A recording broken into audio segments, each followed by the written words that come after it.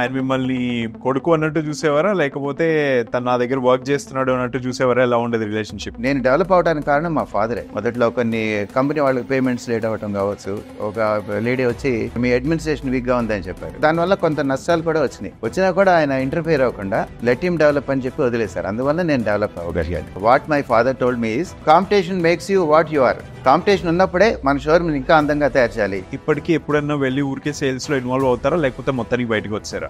I like to mingle with the customers. ఇంత journey మొత్తంలో కూడా మీరు పర్సనల్ గా నేర్చుకున్నది ఏంటి మూర్తి గారు? బిజినెస్ లోకి వచ్చిన కొత్తలో నాకు ఎవరిని సరే అంటే అలవాటు ఉండేది కాదు. దానివల్ల చాలా గవర్నమెంట్ ఆఫీసర్స్ దగ్గర నేను కొంచెం చాలా ఇబ్బందులు కూడా ఫేస్ చేశాను. ఒకవేళ కానీ మీకు ఒక ఆపర్చునిటీ ఇప్పుడు ఇచ్చి ఎవరన్నా ఇంకొక బిజినెస్ ఏదైనా స్టార్ట్ చెయ్యి, ఇది కాకుండా అంటే ఏం బిజినెస్ స్టార్ట్ చేస్తారు? నాకు ఏ బిజినెస్ రాదండి, ఏది తెలియదు నాకు అసలు ఇమాజినేషన్ లో కూడా ఇంకో బిజినెస్ చేయగలిగే కెపాసిటీ లేదు నాకు. ఎందుకు మిమ్మల్ని మీరు అలా కుదించేసుకొని ఎక్కడికి వెళ్ళకూడదు, లేకపోతే సోషల్ లైఫ్ ఉండకూడదు, అది ఎందుకు అలా కట్ చేసేసుకున్నారు? కుదించుకోవటం కాదు, నాకు ఆ టైం ఏదో వేస్ట్ అయిపోతుందనే ఫీలింగ్ ఉంది. మీరు చూడడానికి చాలా సాఫ్ట్ గా అనిపిస్తున్నారు, సబ్జెక్ట్ మాట్లాడుతున్నారు, అంతా ఉంది, కానీ గ్రౌండ్ కి వెళ్ళేసరికి డ్రిల్ చేస్తారా సార్ బాగా జనాల్ని? నా దగ్గరగా ఉండే నా స్టోర్ మేనేజర్స్ ఉంటారు కదా, ఆ 60-70 మందిని మాత్రం చాలా హింసిస్తానే ఉంటానని అంటారు. స్టోర్ లో జరిగేవి ఇలా జరిగితే నాకు ఇవి నచ్చవు అనే విషయాలు చెప్పండి కొన్ని. లేదు, నా 67 స్టోర్ మేనేజర్స్ లో నాకు 50 మంది అంటే చాలా ఇష్టం. 17 మంది జాగ్రత్తగా ఉండాలి.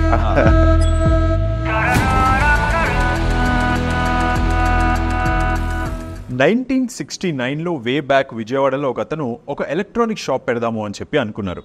ఆ టైంలో అప్పటికి టీవీలు కూడా రాలేదు.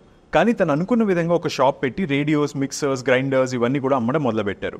ఈరోజు 54 ఇయర్స్ తర్వాత అదే బ్రాండ్ యాక్చువల్లీ సోనో విజన్గా మారింది. ఈరోజు మన టర్నింగ్ పాయింట్లో వచ్చిన గెస్ట్ మిస్టర్ భాస్కర మూర్తి అలియాజ్ సోనో విజన్ మూర్తి. భాస్కర్ మూర్తి గారు, థ్యాంక్ యూ సో మచ్ వేటూ న్యూస్కి వచ్చి టర్నింగ్ పాయింట్లో జాయిన్ అయినందుకు. ఎలా ఉన్నారు sir? Thank you Aditya garu, thank you for calling me here. Okay, నాకు ముఖ్యంగా ఎందుకని చాలా హ్యాపీగా ఉన్నానంటే, నాకు ఆన్లైన్ సేల్స్ అన్నా, ఆన్లైన్ మార్కెటింగ్ అన్నా, ఆన్లైన్ అడ్వర్టైజ్మెంట్ అన్నా నాకు చాలా ఇంట్రెస్ట్, తర్వాత అడ్మిరేషన్. ఓకే, సో మీ ఆఫీస్కి రావటం, మీతో మాట్లాడటం చాలా హ్యాపీగా ఉంది. థ్యాంక్ యూ సార్, ఆ ప్లెజర్ సార్. సార్, మీ జర్నీ ఏంటో నాకు తెలుసు, మీ స్టోరీ ఏంటో నాకు తెలుసు, నేను విజయవాడ అతన్ని కాబట్టి. బట్ దెన్ తెలుగు రాష్ట్రంలో ఉన్న ప్రజలకి మిమ్మల్ని మీరు ఇంట్రడ్యూస్ చేసుకోవాలి షార్ట్గా అంటే ఏమని చెప్తారు? నా పేరు Potluri Bhaskaramurthy, managing director Sonovision electronics private limited. ముఖ్యంగా విజయవాడలో భాస్కరమూర్తి అంటే తెలియదు, కానీ సోనో విజన్ మూర్తి అంటే దాదాపు అందరికీ తెలుస్తుంది. ఓకే, నేను పుట్టి పెరిగిందే మొత్తం విజయవాడ. ఎన్ని స్టోర్స్ ఉన్నాయి సార్ మొత్తం అన్ని కలుపుకొని ఇప్పటికి? మేము ఈ ఆంధ్ర తెలంగాణలో 67 షోరూమ్స్ రన్నింగ్లో ఉన్నాయి. ఈ సంవత్సరం 10 షోరూమ్స్ ఓపెన్ కాబోతున్నాయి. They are in different stages of construction. Okay, done. యాక్చువల్గా సోనో విజన్ అనేది నా లైఫ్లో టర్నింగ్ పాయింట్. అది యాక్చువల్గా నేను ప్లాన్ చేసి నేను అచీవ్ చేసింది ఏం లేదు అందులో. అది మా ఫాదర్ 1969లో మా ఫాదరు జనార్దన్ మూర్తి గారు సోనో విజన్ మొదటి షోరూమ్ని స్టార్ట్ చేశారు విజయవాడ 1969, 54 సంవత్సరాల క్రితం. సో అప్పటికి యాక్చువల్గా టెలివిజన్స్ కూడా లేవు. సోనో విజన్, సోనో అంటే సౌండ్, విజన్ అంటే విజన్ అంటే దృశ్యం. రైట్. సో అప్పటికి యాక్చువల్గా టెలివిజన్స్ లేవు, కానీ అప్పటికే ఆయన ఫ్యూచర్లో మన మెయిన్ బిజినెస్ టెలివిజన్స్ అవుతుందని యాంటిసిపేట్ చేసి ఈ started the showroom under the name Sono vision. Okay, 1969 అంటే సార్ మీరు అన్నట్టు 50 ఏళ్ల క్రితం ఇది. 50 ఏళ్ల క్రితం అసలు ఆయన ఒక ఎలక్ట్రానిక్స్ బిజినెస్ స్టార్ట్ చేద్దామని కానీ, ఆర్ లేకపోతే దానికి సోనో విజన్ అని పేరు పెట్టాలని కానీ థాట్ ఎలా వచ్చింది? మా ఫాదరు MA స్టాటిస్టిక్స్ చేసి Delhi all India institute of medical సైన్స్లో చీఫ్ స్టాటిస్టిషియన్గా వర్క్ చేశారండి for couple of years. Okay, అక్కడి నుంచి ఆయనకి డెప్యుటేషన్ మీద యుఎస్ కూడా పంపించే టైంలో ఆయన ఓన్గా ఎంటర్ప్రైజ్ స్టార్ట్ చేయాలనే ఉద్దేశంతో విజయవాడ వచ్చేసి, అప్పటికి యాక్చువల్గా మా గ్రాండ్ ఫాదర్ బిజినెస్ ఫోటోగ్రఫీ. ఆ ఫోటోగ్రఫీ బిజినెస్ వాళ్ళ తమ్ముడికి వదిలేసి తను కొత్తగా ఇది స్క్రాచ్ నుంచి ఈ షోరూమ్ని ఎలక్ట్రానిక్ షోరూమ్ సోనో విజన్ పేరుతో స్టార్ట్ చేశారు. ఆయన చాలా ఫార్వర్డ్ థింకింగ్ మ్యాన్, చాలా great person. Still is very active person, active in business కూడా, business and social activity. Okay, so Bhaskar garu 1969లో ఆయన స్టార్ట్ చేసినప్పుడు మీరు చాలా చిన్న వయసులో ఉండుంటారు మేబీ. అవునండి, నాకు అప్పుడు 7 ఇయర్స్ రైట్. బట్ మీకు గుర్తుందా అసలు స్టార్ట్ అయినప్పుడు ఎలా ఉండేది ఫస్ట్ అవుట్లెట్? కొంచెం చెప్పగలుగుతారా దాని గురించి? అది 1969లో ఏలూరు రోడ్లో ఆ షోరూమ్ స్టార్ట్ చేసామండి. షోరూమ్ స్టార్ట్ చేసిన రిబ్బన్ కట్ చేసింది తొర్లపాటి హనుమంతరావు గారు, ఓకే. ఫిలిప్స్ కంపెనీ మేనేజర్ గారు చీఫ్ గెస్ట్గా వచ్చారు. అప్పుడు వచ్చిన లేడీ కస్టమరు ల్యాంప్ వెలిగించి మొదటి సేల్ స్టార్ట్ చేశారు. ఫస్ట్ సేల్ ఒక లేడీ కస్టమర్. ఓకే. ఏం ప్రోడక్ట్ కొన్నారు? రేడియో అండి. రేడియో. ఓకే. బ్యాక్ దే ఆ ఫస్ట్ ఫ్యూ ఇయర్స్లో సార్, అంటే 1969 టైంలో టెలివిజన్స్ కూడా రాలేదని అంటున్నారు కాబట్టి ఆ టైంకి ఏం ప్రోడక్ట్స్ ఉండేవి? బేసిక్ ప్రోడక్ట్ లైన్ ఏమి ఉండేది? అప్పుడు రేడియోస్, ఫ్యాన్స్, తర్వాత మిక్సర్ గ్రైండర్స్, టేప్ రికార్డర్స్, ఇంకా home appliances, electric irons, toasters అలాంటివి ఉండేవి. ఓకే. యాక్చువల్గా నేను హై స్కూల్లో ఉన్నప్పటి నుంచి కూడాను మా ఫాదర్ స్కూల్ అవర్ టైం అయిపోయినాక ఈవినింగ్ 6 to 8 2 hours నాకు డ్యూటీ ఉండేది. అప్పుడు నేను ఐదర్ ఆఫీస్ బాయ్స్తో కలిసి లారీ వచ్చినప్పుడు అన్లోడ్ చేసేవాడిని, లేకపోతే సేల్స్ మ్యాన్గా వర్క్ చేసేవాడిని, ఫ్యాన్స్ అమ్మేవాడిని. ఓకే. నేను హై స్కూల్లో ఉన్నప్పుడు. ఏ ఏజ్ సార్ అప్పుడు మీ వయసు ఎంత?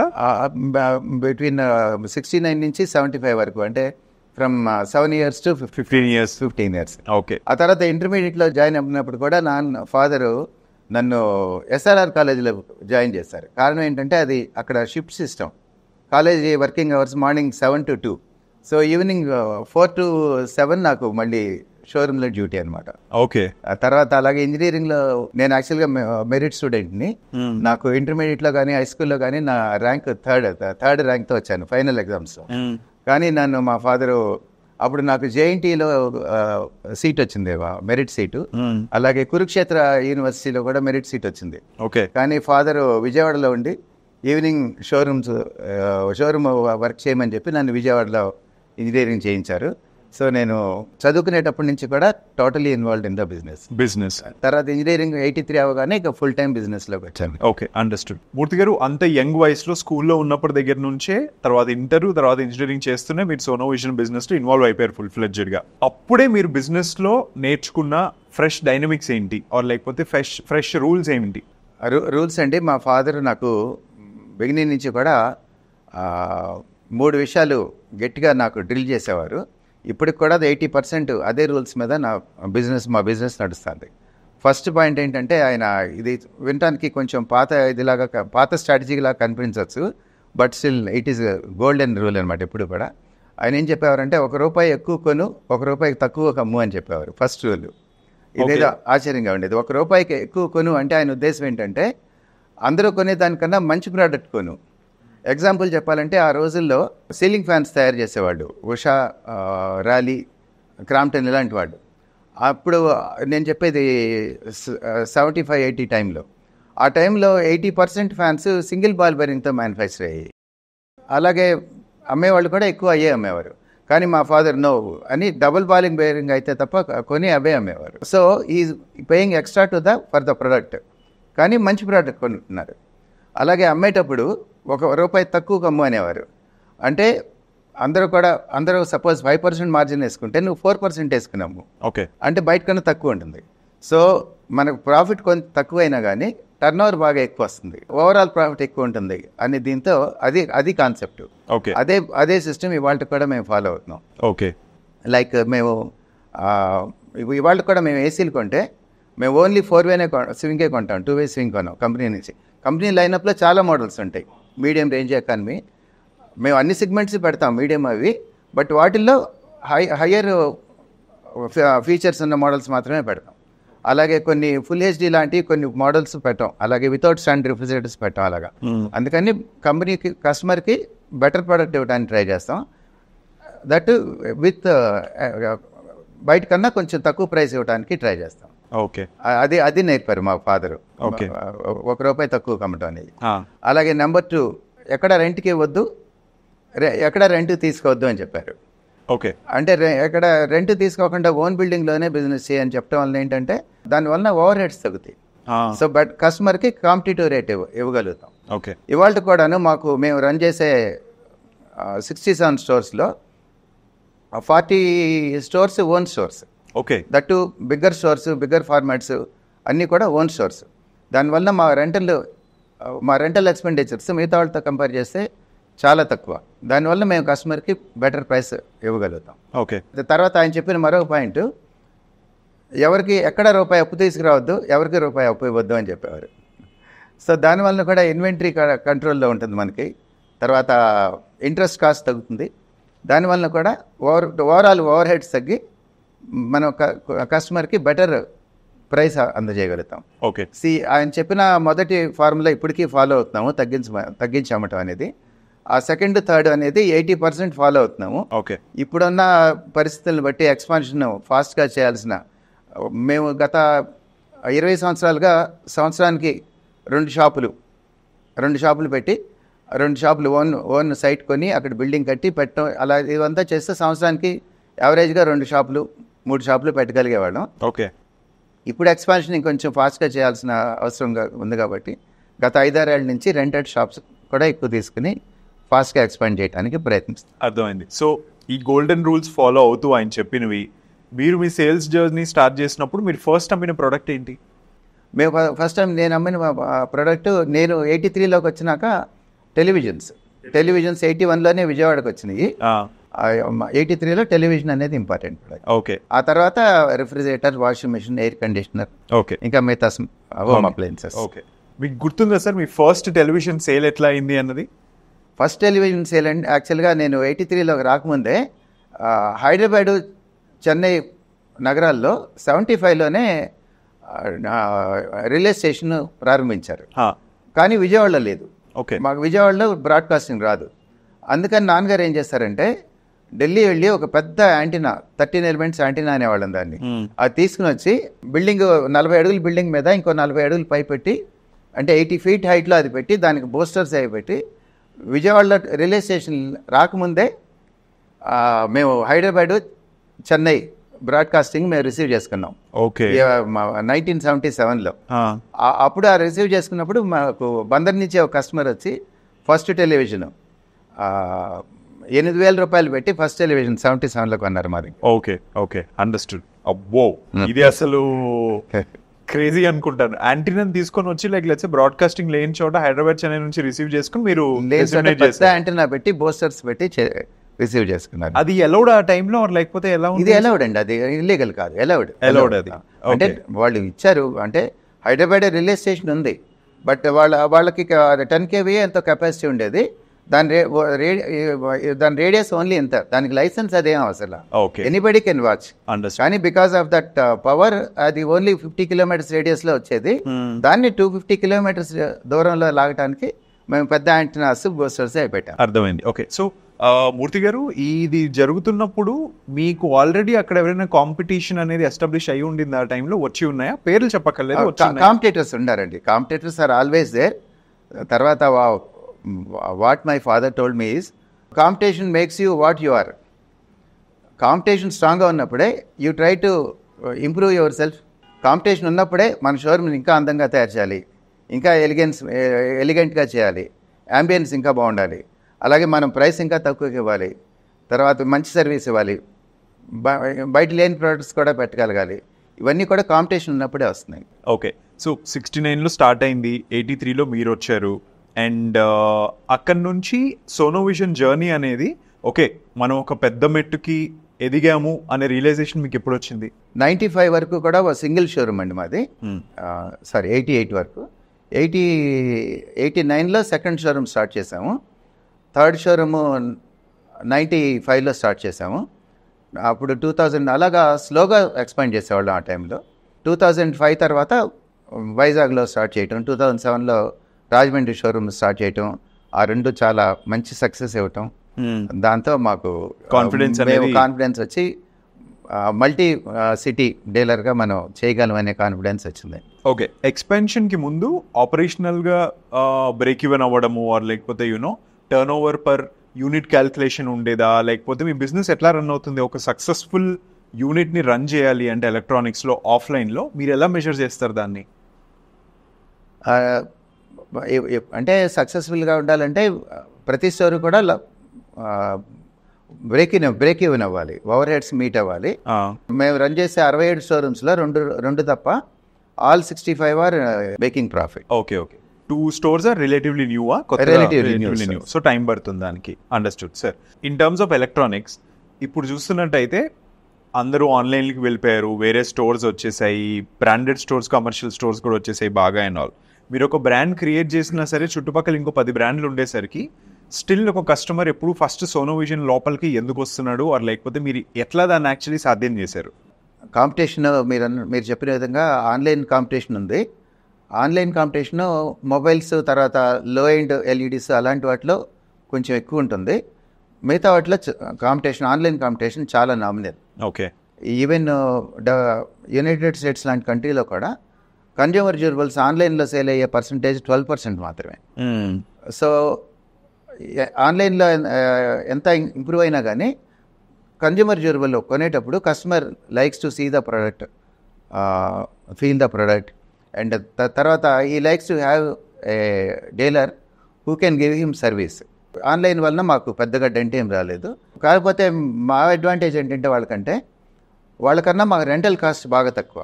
ఓకే. వాళ్ళ టర్న్ ఓవర్లో 4% రెంటల్ కాస్ట్ ఉంటే నా రెంటల్ కాస్ట్ ఇప్పటి వరకు 1%. ఎందుకంటే నా మోస్ట్లీ ఓన్ స్టోర్స్ కాబట్టి. అలాగే నా ఇన్వెంటరీ మీద నా ఇంట్రెస్ట్ కాస్ట్ తక్కువ. తర్వాత నేను ఎవ్రీ మంత్ 50 స్టోర్స్ విజిట్ చేస్తాను. విజిట్ చేసి ఎక్కడా కూడా కస్టమర్కి అవసరమైన ప్రోడక్టే ఉండి అన్నెసరీగా డెడ్ స్టాక్ లేకుండా మానిటర్ చేసుకోగలుగుతాను, which other big players cannot do. So దానివల్ల నాకు కొంత ఎఫిషియన్సీ ఎక్కువ ఉంటుంది. దానివల్ల నాకు నేను బయట కన్నా తక్కువ ప్రైస్లో ఇవ్వగలుగుతాను. అంతేకాకుండా సర్వీస్, మా టీము సోనోవిజన్ టీము చాలా డెడికేటెడ్ పర్సన్స్. తర్వాత నా దగ్గర ఇప్పుడు 30 years కన్నా ఎక్కువ సంవత్సరాల నుంచి పనిచేసేవాళ్ళు నా దగ్గర 10 మంది ఉన్నారు.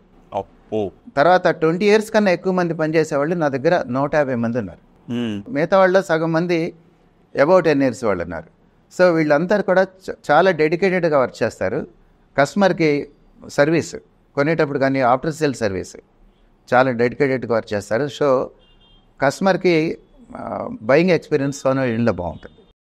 మీ రిలేషన్షిప్ ఎట్లా ఉంటుంది ఫాదర్తో? నాకు చాలా భయమా? ఓకే. అంటే ఈ మధ్య తగ్గింది కానీ చాలా భయం. అప్ టు నేను ఒక 10 years బ్యాక్ వరకు కూడాను డే టు డే రిపోర్ట్ ఇవ్వాలి ఆయనకి. డే టు డే రిపోర్ట్ ఒకసారి ఇవ్వాలి, మంత్లీ రిపోర్ట్స్ ఇవ్వాలి, యాన్యువల్ రిపోర్ట్స్ ఇవ్వాలి. ఓకే. అంత క్లోజ్గా మానిటర్ చేసేవారు. రిపోర్ట్లు అవి తీసుకొని మీరు చెప్తున్న దీంట్లో ఆయన మిమ్మల్ని కొడుకు అన్నట్టు చూసేవారా, లేకపోతే తను నా దగ్గర వర్క్ చేస్తున్నాడు అన్నట్టు చూసేవారా? ఎలా ఉండేది రిలేషన్షిప్? లేదండి, అది 25 years వచ్చినాక కంప్లీట్గా నాకు ఫ్రీ హ్యాండ్ ఇచ్చేసారు. ఓకే. టోటల్గా ఫ్రీ హ్యాండ్ ఇచ్చారు. యాక్చువల్గా నేను డెవలప్ అవడానికి కారణం మా ఫాదరే. ఎందుకనంటే నేను బిజినెస్లో ఎంటర్ అయిన కొత్తలో, అంటే యాక్చువల్గా అప్పుడు చెప్పాలంటే అది we use to have a single showroom in 83లో నేను బిజినెస్లోకి వచ్చినప్పుడు. సో ఫాదర్ నేను పక్కనే కూర్చొని చేసేవాళ్ళం. కొన్నాళ్ళు అయినాక ఫాదర్ ఏం చేశారంటే, నేను పక్కనే ఉంటే వీడు డెవలప్ అవ్వడని చెప్పి నాకు వదిలేసి షాప్కి రావడం తగ్గించారు. వేరే యాక్టివిటీస్లోకి డైవర్ట్ అయ్యారు. తర్వాత కంపెనీ వాళ్ళు పేమెంట్స్ ఇవ్వటం కానీ, స్టాఫ్ అపాయింట్మెంటు అవన్నీ కూడా కంప్లీట్గా నాకు హ్యాండ్ ఓవర్ చేశారు, ఎందుకంటే నన్ను డెవలప్ చేయడానికి. అలా మొదట్లో చాలా మిస్టేక్స్ చేశాను. మొదట్లో కొన్ని కంపెనీ వాళ్ళకి పేమెంట్స్ లేట్ అవ్వటం కావచ్చు. తర్వాత ఒక స్టాఫ్ ఒక లేడీ వచ్చి చెప్పారు, మీ అడ్మినిస్ట్రేషన్ వీక్గా ఉందని చెప్పారు. సో చాలా మిస్టేక్స్ చేశాను బిగినింగ్లో. చేసినా కూడా ఆయన దానివల్ల కొంత నష్టాలు కూడా వచ్చినా కూడా ఆయన ఇంటర్ఫియర్ అవ్వకుండా లెట్ హిమ్ డెవలప్ అని చెప్పి వదిలేశారు. అందువల్ల నేను డెవలప్ అవ్వగలిగాను. Okay, understood. ఇది ఫ్యామిలీ బిజినెస్ అని అనలేం, కానీ ఇంకెవరైనా సరే ఫ్రెండ్స్ కానీ కొన్ని ఫ్యామిలీ మెంబర్స్ కానీ ఇన్వాల్వ్ అయి ఉన్నారా బిజినెస్లో? ఎట్లా రన్ అవుతుంది ఓవరాల్గా?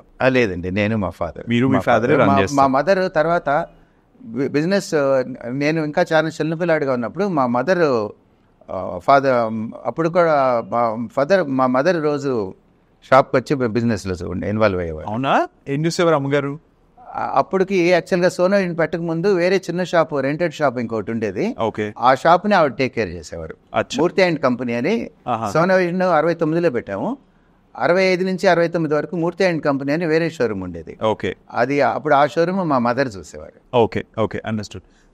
ఎక్స్పాన్షన్ దీంట్లో షాప్ టు షాప్ వెళ్ళినప్పుడు కంట్రోల్ అనేది జనరల్గా తప్పుతుంది. ఓకే, ఓనర్లు ఇద్దరే ఉంటారు, లెట్స్ సే మీ ప్లేస్లో ఓనర్లు ఇద్దరే ఉన్నారు, కంట్రోల్ అనేది తప్పుతుంది అన్న దగ్గర మీరు ఆ కంట్రోల్ అనేది ఎలా మేనేజ్ చేయగలిగారు బ్యాక్ దెన్ నుంచి ఇప్పటి వరకు? కంట్రోల్ అంటే నేను యాక్చువల్గా నా టీంని నమ్ముతాను. వాళ్ళు వాళ్ళు బాగా చేస్తారని నా నమ్మకం. ఓకే. తర్వాత నేను వాళ్ళతో ఇంటరాక్షన్ క్లోజ్గా ఉంటుంది, చాలా ఇంటరాక్షన్. ఓకే. తర్వాత ఎవ్రీడే దాదాపుగా ప్రతి బ్రాంచ్ మేనేజర్తో మాట్లాడుతూనే ఉంటాను. సగం మంది మేనేజర్తో ఎవ్రీడే మాట్లాడతాను. తర్వాత మంత్లీ 50 స్టోర్స్ విజిట్ చేస్తాను నేను. అవునా? ఓకే. సో అక్కడ వాళ్ళ దగ్గర అక్కడ కస్టమర్ రిక్వైర్మెంట్స్ ఏంటి, అక్కడ ఏ మోడల్స్ కావాలి, నేను అక్కడ వెళ్ళినప్పుడు ఇంకా క్లోజ్గా తెలుస్తుంది నాకు. ఓకే. అక్కడ ఆ మార్కెట్లో ఏ మోడల్స్ సెల్ అవుతున్నాయి, ఏ మోడల్స్ వీళ్ళ దగ్గర మిగిలిపోయినాయి, తర్వాత ఇంకా ప్రైసింగ్ అడ్జస్ట్మెంట్సా, లేకపోతే ఫైనాన్స్ ఫెసిలిటీస్ ఏమన్నా ఇదా, క్యాష్ బ్యాక్స్ ఆఫర్స్ ఏమన్నా ఇంప్రూవ్మెంట్స్, ఇలాంటివి నాకు బ్రాంచెస్కి వెళ్ళినప్పుడు తెలుస్తుంది. ఓకే. మూర్తి గారు, ఇవన్నీ గుడ్స్ మాట్లాడుకున్నాం మనం, అంటే అన్ని మంచి విషయాలు మాట్లాడుకున్నాం, సక్సెస్ మాట్లాడుకున్నాం, అంతా ఉంది. డెఫినెట్లీ ఇంత జర్నీలో 69లో మొదలై 2024 వరకు ఉన్న జర్నీలో ఇప్పుడు మీకు డెఫినెట్లీ ప్రాబ్లమ్స్ అనేవి వచ్చిండుంటాయి, ఛాలెంజెస్ అనేవి వచ్చిండుంటాయి. మిమ్మల్ని బాగా ఇబ్బంది పెట్టిన ప్రాబ్లమ్స్ ఏంటి అసలు? పెద్దగా ప్రాబ్లమ్స్ లేవండి, ఎందుకంటే మా ఫాదరు ఎస్టాబ్లిష్డ్ బిజినెసే నాకు అప్పచెప్పారు.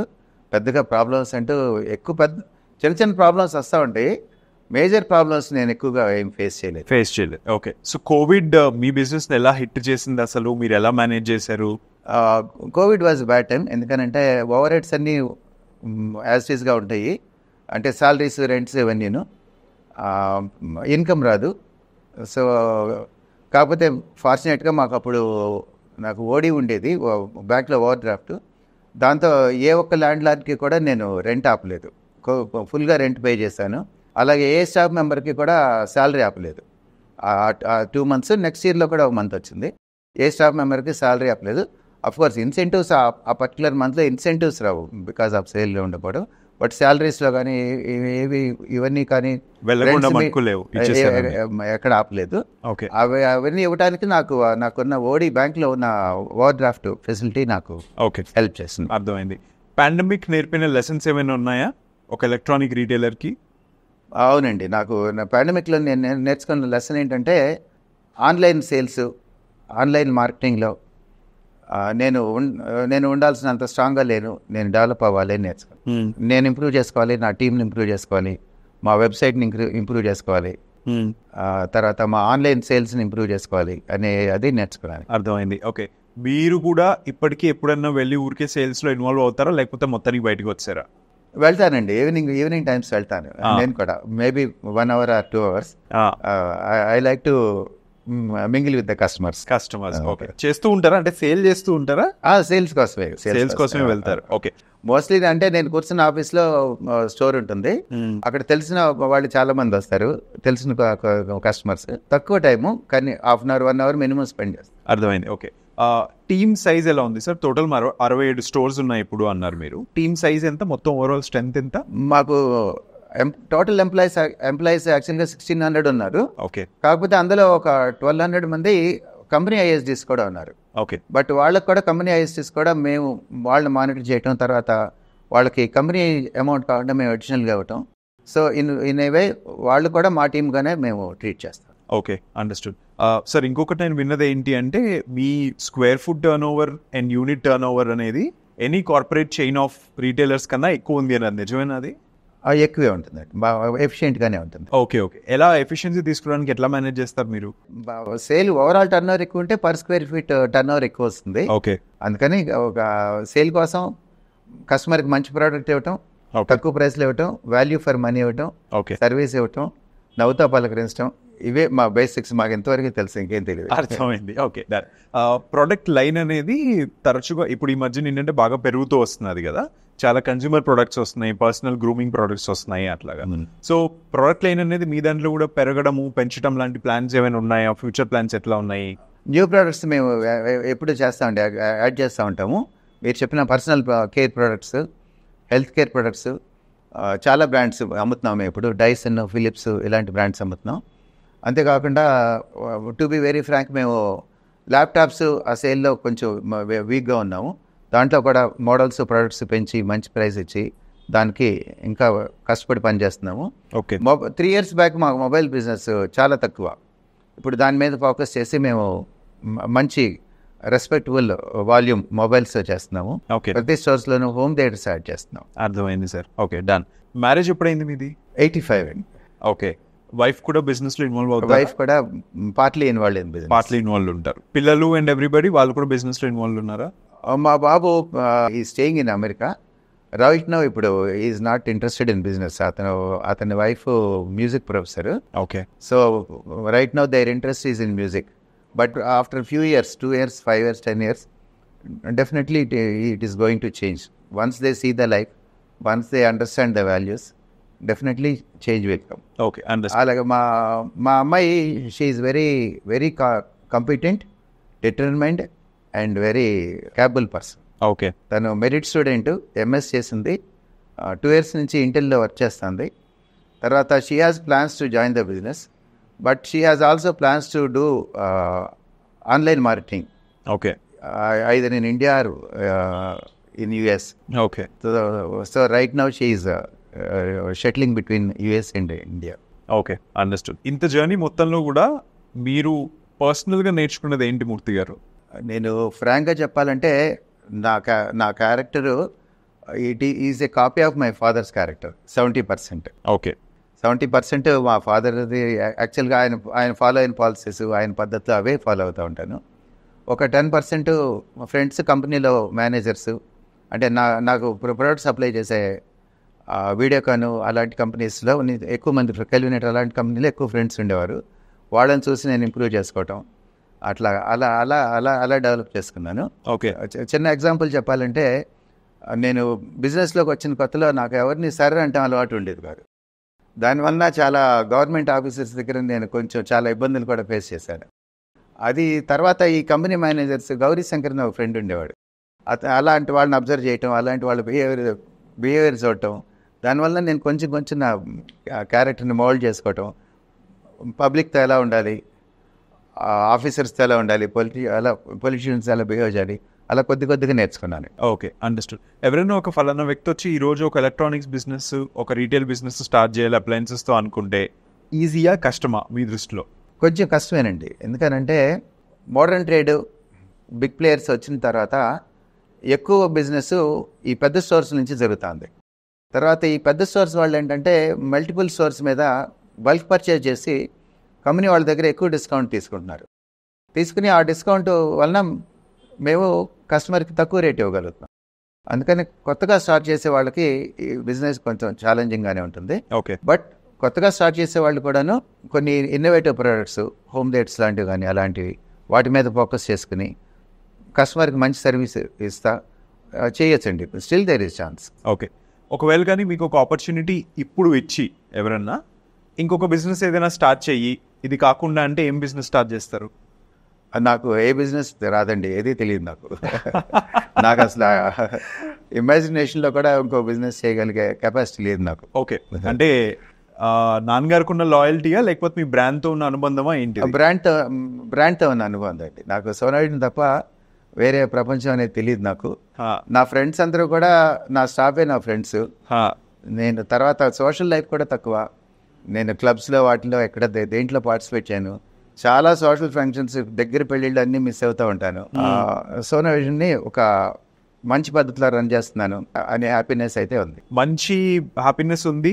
సక్సెస్ఫుల్ బిజినెస్ బిల్డ్ చేశారు, బ్రాండ్ రన్ అవుతుంది, అన్నీ ఉన్నాయి కదా. ఎందుకు మిమ్మల్ని మీరు అలా కుదించేసుకొని ఎక్కడికి వెళ్ళకూడదు, లేకపోతే సోషల్ లైఫ్ ఉండకూడదు, అది ఎందుకు అలా కట్ చేసేసుకున్నారు? కుదించుకోవటం కాదు, నాకు అంటే ఆ టైము ఏదో వేస్ట్ అయిపోతుందనే ఫీలింగ్ ఉంటుంది.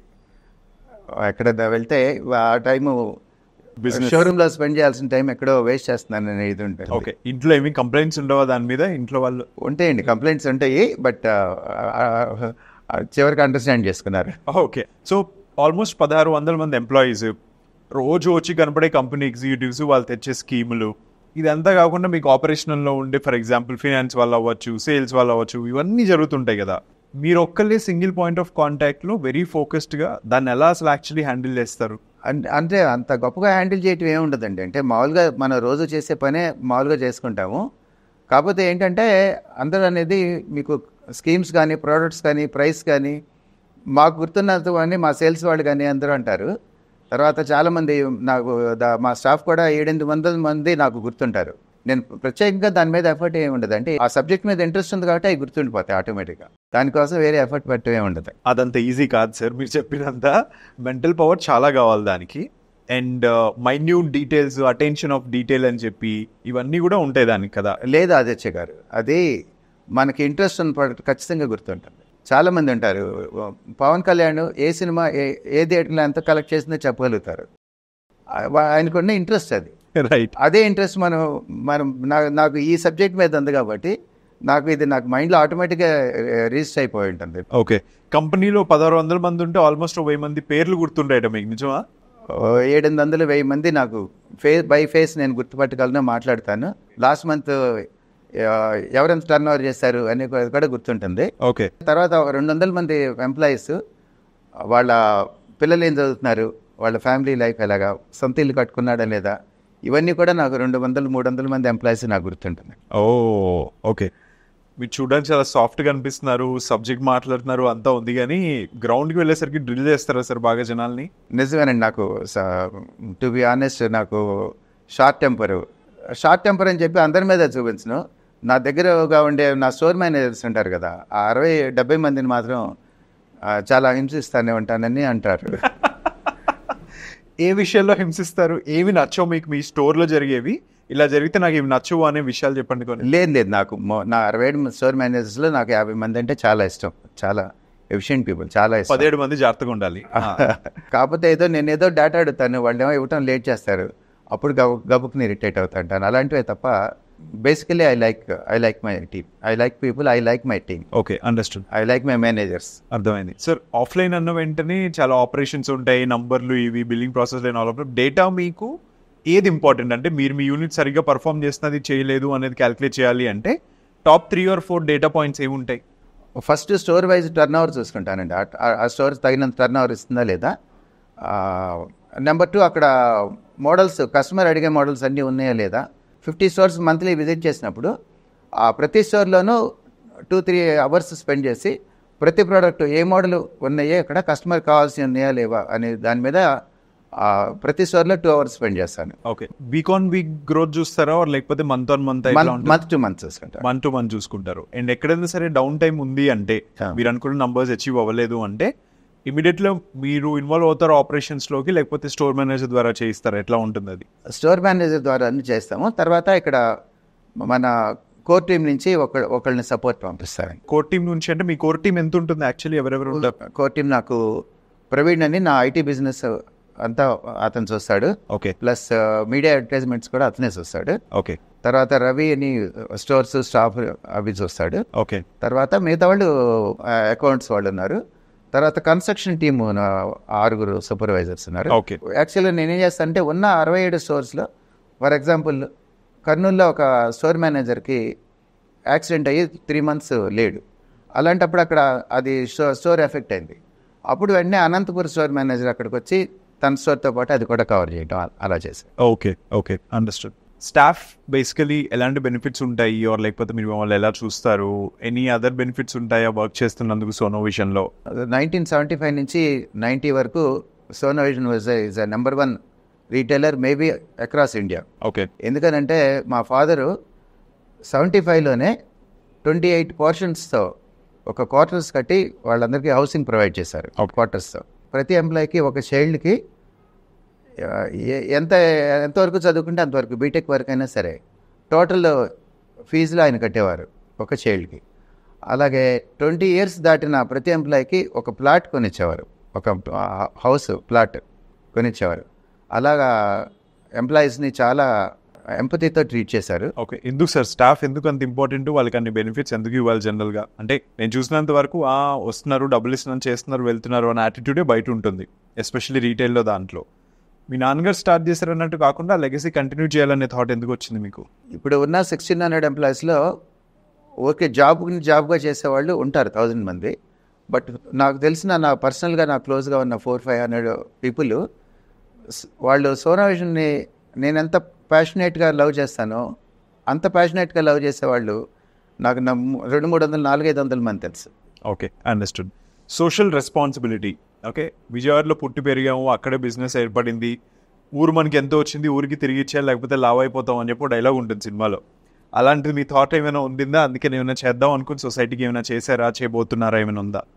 ఆ థింకింగ్ ఈ మధ్య స్టార్ట్ అయిందండి. నేను యాక్చువల్గా ఇప్పటివరకు ఏమనుకునేవాడిని అంటే నేను కష్టపడి బిజినెస్ చేస్తున్నాను, సంవత్సరానికి 450 కోట్లు జిఎస్టీ కడుతున్నాను. అంటే నేను డైరెక్ట్గా కట్టపోయినా నా బిజినెస్ మీద కంపెనీ వాళ్ళు పే చేస్తున్నారు. సంవత్సరానికి 12 కోట్లు ఇన్కమ్ ట్యాక్స్ కడుతున్నాం, ఇంకా ప్రాపర్టీ ట్యాక్స్ లాంటి బోల్డ్ ట్యాక్స్లు కడుతున్నాం. సో సొసైటీని బాధ్యత గవర్నమెంట్దే, నాది కాదు అని అనుకునేవాడిని. అది ఇప్పుడు 60 years ఏజ్ దాటినాక ఇప్పుడు అది తప్పని రియలైజ్ అయ్యాను. అందుకని చెప్పి మా ఫాదర్ మదర్ పేరుతో పొట్లూరి జనార్దన్ మూర్తి విజయలక్ష్మి ట్రస్ట్ అని స్టార్ట్ చేశాము. ఆ ట్రస్ట్లోకి 1 crore rupees పంపించాను. ఆ ట్రస్ట్ ద్వారా సంవత్సరానికి 200 స్కాలర్షిప్స్ ఓకే పూర్ పీపుల్కి, అలాగే ఒక 15-20 lakhs మెడికేషన్ అవసరమైన వాటికి ఇస్తా. అది కాకుండా నేను చదువుకున్న స్కూల్కి, కాలేజీకి అక్కడ రిక్వైర్మెంట్, నేను చదువుకున్న ఇంజనీరింగ్ కాలేజీలో ఒక అన్నకాయిక్ ఛాంబరు కట్టడం, ఇవన్నీ కూడా ప్లాన్ చేస్తున్నాం ఈ సంవత్సరం. Okay, understood sir. క్లోజ్ చేసే ముందు 2 questions. 1, future plans of Sono vision ఏంటి? మీరు ఆల్రెడీ ఒక పెద్ద సంస్థను క్రియేట్ చేశారు, పెద్ద బ్రాండ్ క్రియేట్ చేశారు, బట్ ఫ్యూచర్లో దాన్ని ఎలా జనాలు గుర్తుపెట్టుకోవాలి, ఆర్ లేకపోతే మీ ప్లాన్ ఎట్లా ఉంది దాని రిలేటెడ్గా? సోనో విజన్ని ఏపీ, తెలంగాణ రాష్ట్రాల్లో నెంబర్ 1 రీటైలర్గా చేయడానికి మేము వర్క్ చేస్తామండి. దీనికి నెక్స్ట్ 2 yearsలో మేము మా కంపెనీని ప్రైవేట్ లిమిటెడ్గా కన్వర్ట్ చేస్తాము. Okay. At the same time funds తేవడం ఒకటే కాదు, ఆ తెచ్చిన ఫండ్స్ని ఎఫిషియెంట్గా ఇన్వెస్ట్ చేయగలగాలి. మేము ఇన్వెస్ట్మెంట్ ఎక్కడ పెడతాం? కొత్త షోరూమ్స్లో. అవి కరెక్ట్ ప్లేస్లో పెట్టాలి, కరెక్ట్ ప్రైసెస్లో పెట్టాలి, ఎఫిషియెంట్గా యూటిలైజ్ చేయాలి, రిటర్న్స్ వచ్చేటట్టు. దానికోసం మేనేజ్మెంట్ కూడా నెక్స్ట్ 5 yearsలో మేనేజ్మెంట్ని టోటల్గా ప్రొఫెషనల్ మేనేజ్మెంట్గా కన్వర్ట్ చేయాలని చెప్పి. ఓకే. పెద్ద సాలరీస్తో ఐఎమ్స్ లాంటి చోట నుంచి మేనేజర్స్ తీసుకురావటం. మా పాప బాబు వస్తే వాళ్ళు కూడా పార్ట్ ఆఫ్ ద మేనేజ్మెంట్ అవుతారు, but management will be by professionals. Okay. చేసి నెంబర్ 1 బ్రాండ్గా ఏపీలో నెంబర్ 1 బ్రాండ్గా నిలబడటం నెంబర్ 1 ఒక ఛాలెంజ్. నెంబర్ 2 తెలంగాణలో నెంబర్ 1 పొజిషన్కి దగ్గరగా వెళ్ళడానికి ప్రయత్నించడం. ఓకే. ఇది నాకున్న లాస్ట్ క్వశ్చన్. స్కూల్ లైఫ్లోనే మీరు ఉద్యోగం చేయడం మొదలుపెట్టారు, పార్ట్లీ ఫ్రీలాన్స్ అనొచ్చు, సైడ్ జాబ్ అనొచ్చు, anything it can be, but entrepreneurial journey అదైతే స్కూల్లోనే స్టార్ట్ అయ్యింది. సో యంగ్గా స్టార్ట్ చేసే ఆంటర్ప్రెన్యూర్స్కి కానీ, లేకపోతే ఇప్పుడు ఈ వయసులో యాక్చువల్లీ ఎవరైనా ఏదైనా స్టార్ట్ చేద్దాం అనుకుంటే ఆస్పైరింగ్ ఆంటర్ప్రెన్యూర్స్కి మీ దగ్గర నుంచి ఉంచే మెసేజ్ ఏంటి? యంగ్ ఎంటర్ప్రెన్యూర్స్కి నేను చెప్పదలుచుకున్నది ఏంటంటే, నేను ఇన్స్పిరేషన్ తీసుకున్నట్లే మీరు కూడాను బాగా కష్టపడి పైకి వచ్చిన ఎన్టీ రామారావు గారు కావచ్చు, రామోజీరావు గారు కావచ్చు, ఇంకా చాలామంది గొప్ప వాళ్ళు ఉంటారు. ఫార్మాస్యూటికల్ కంపెనీ ఎండీస్ కావచ్చు, పెద్ద పెద్ద కన్స్ట్రక్షన్ కంపెనీస్ ఎండీస్ కావచ్చు, వాళ్ళందరూ కూడా ఎంతో కష్టపడి పైకి వచ్చిన వాళ్ళు, చాలా డెడికేషన్తో పైకి వచ్చిన వాళ్ళు. వాళ్ళ దగ్గర నుంచి నేను ఇన్స్పైర్ అయినట్టే మీరు కూడా ఇన్స్పిరేషన్ తీసుకోండి. అట్ ద సేమ్ టైం మాకు లేని అడ్వాంటేజ్ మీకుంది. ఇవాళ technology, digital platform, technology, reachability అన్నీ ఉన్నాయి. ఆ టెక్నాలజీతో ఉపయోగించుకుని మాకన్నా తెలివిగా, నాకు ఇవాళ 70 showrooms 2000 crores turn over reach అవ్వడానికి నాకు 40 సంవత్సరాలు పట్టింది. మీరు దాన్ని 5 సంవత్సరాల్లోనే అచీవ్ చేయాలి. అట్లా మీరు తెలివిగా మీ కెరీర్ని ప్లాన్ చేసుకోండి. అండర్స్టూడ్.